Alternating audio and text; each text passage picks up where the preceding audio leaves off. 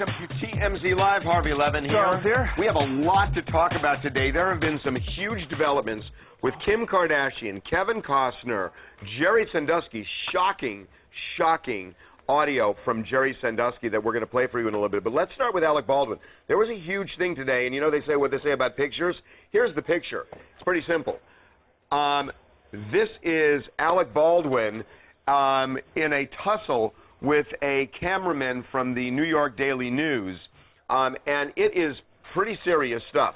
So it happened this morning. This morning, Alec Baldwin and his fiancée were walking out of a New York City courthouse. They'd just gotten their marriage license, and Alec says that the cameraman nearly hit him in the face with the lens of the camera, which is what led to Alex says he told them to back off. The camera guy says that he did back off. Now, there was a second New York Daily News photographer there, which is why they got that shot that they published this morning. But the camera guys say they backed off when Alec asked them to back up, and that Alec then lunged out at them. Now, Alec says, for his part, that he was only reacting because the guy almost hit him in the face with a lens. And I was told that he pushed him away. This is what Alec's people are saying, that he pushed the guy away but never punched the guy. I guess there's some dispute over whether, exactly what Alec did, and that there are people apparently at the Daily News that are saying it was more aggressive than that. Alec is insisting that this was a push, and it was a push in response to almost being hit by a camera. Don't you think that's a little hard to believe his side of things, though, now, since he has kind of a history of doing this lately? I remember, in 2010, February, that he got into it with another photographer involving... This one at the New York Post. Yeah, he grabbed the guy by the collar, the guy from the New York Post, and did the exact same thing. He said they were getting too close to him, and he said that, and he has a thing against camera guys and stuff. He said they're the scum of the earth, and he's definitely had a vendetta against camera guys in the past. Yeah, and it does start to seem like it when you look at the track record. But look, if you believe him, and someone did put a lens right in his face, I could see him shoving the person back. If somebody gets that close to your face, and you really have a reasonable basis for believing that that person can hit you with it, why do you do have a right to push him. See, Harvey, I agree with you. You're trying to get me back, because this morning when we were talking about the story, I was talking to Harvey about it, and I said, look, if I go like that, that's violent. That's definitely violent. Yeah, but every time he does something... Can I come over there and push Harvey, too, real quick? Yeah, Mike, come over and demonstrate. I want to try. I want to try. It's just every time Alec Baldwin does something, he's so quick to have an excuse as to why he was the victim and as to why, he was not in the wrong at all. And just kind of hard to believe when he always has such a quick excuse for everything. And again, he's tweeting, and this is his latest tweet.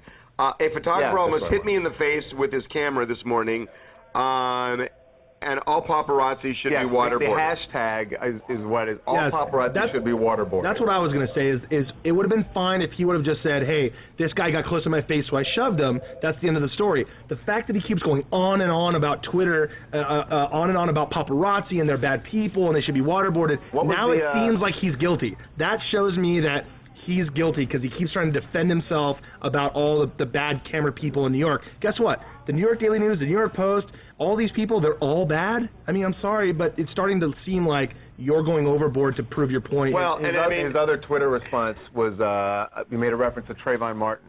I suppose if the offending paparazzi was wearing a hoodie and I shot him, it would all blow over. Hey, Harvey, come on. That's overboard. It's just a little overboard for somebody who's innocent and got almost hit by somebody and he was totally not at fault. That's too much. But in some ways, Alec must feel invincible because after the whole American Airlines incident, he kind of turned it around. I got to say, I was surprised by it. It's a running joke now. It's in commercials all the time. It became a joke, and he's actually making money off of it because it's in a commercial. Yep. So he's actually turned that American Airlines mess into comedic genius on Saturday Night Live. And money. So maybe he feels a little invincible. Twitter. I think genius. From an iPhilly Chit Chat, Alec Baldwin has a serious anger management issue. He's one drink away from being Mel Gibson. Oh, that's generous that they said he's one drink away. I don't know if I don't know if he drinks, but I can tell you that the marriage license thing probably pissed him off. The reality of this situation, he's coming out of a courthouse where he got a marriage license. And a happy occasion. But everybody knows great he's occasion. getting married, so it wasn't a secret. Yeah, well, I think what it is one group of photographers for one newspaper were there, so they probably got a tip on the story. It probably pissed him off that they knew he was there for that reason with his girlfriend. We're going to move on. This is really shocking. You may have seen Jerry Sandusky being interviewed by Bob Costas last November when Costas asked Sandusky about his relationship with young boys. And some of the things that Sandusky said were really shocking about, whether people can fall in love when it's an older person and a boy, and he wasn't quick to respond, no. And that was pretty shocking. Well, now we find out there is stuff that Sandusky said during this interview that is way more damning. I would argue it's almost a confession about definitely bordering on confession. About it's sexually molesting young boys. I mean, it is a shocking statement that he gave Bob Costas. For some reason, NBC never ran it, and it appears the prosecution, although they played some of the interview with Costas to the jury, they didn't play this portion. It's just come to light. This is what Bob Costas asked Jerry Sandusky back in November, and listen carefully to what Sandusky says. So it's entirely possible that you could have helped young boy A in some way that was not objectionable while horribly taking advantage of young boy B, C, D, and E. Isn't that possible? Well, you might think that. I don't know. In terms of my relationship with so many, many young people, I would guess that there are many young people who would come forward, many more young people who would come forward and say that my methods and what I had done for them made a very positive impact on their life. And I didn't go around seeking out every young person for sexual needs that I've helped. There are many that I hardly had any contact with, who I have helped in many, many ways. Okay, just let's isolate exactly what it was. At least that, to me, sounds like a confession. And I didn't go around seeking out every young person for sexual needs that I've helped. There are many that I hardly had any contact with, who I have helped in many, many ways. That is a shocking comment. And I didn't go around seeking out every young person for sexual needs that I've helped. There are, and actually, he starts as, there are many that I haven't, well, hardly, I have hardly had any contact with. It's as close to a confession as you get.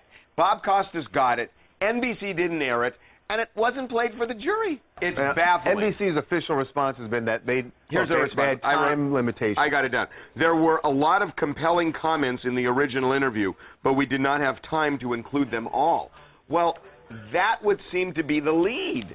I mean, he's saying essentially that that he didn't do this to all the boys. Now, right. I suppose you could twist it and parse it and make it sound like that's not necessarily what he's saying, but it certainly is a fair read. What I heard is that there were certain boys that he did pick out, but there were many, many more that he didn't have any sexual contact And where's the anger in his voice? If somebody was accusing me of that, I would be angry and I would adamantly defend myself. He's just very soft-spoken, like, oh, yeah, sure, no problem. I'm still shocked that the lawyer even let him go on national TV. It makes no sense to me. Well, no, and then he says stuff like this, and clearly it's, I mean, listening to this makes me go, oh, easily guilty, guilty, guilty, just in that one sentence alone that someone missed. The one sentence is crazy. And as crazy as it seems to be that NBC didn't air it. What's crazier is that the prosecutors play it to the jury.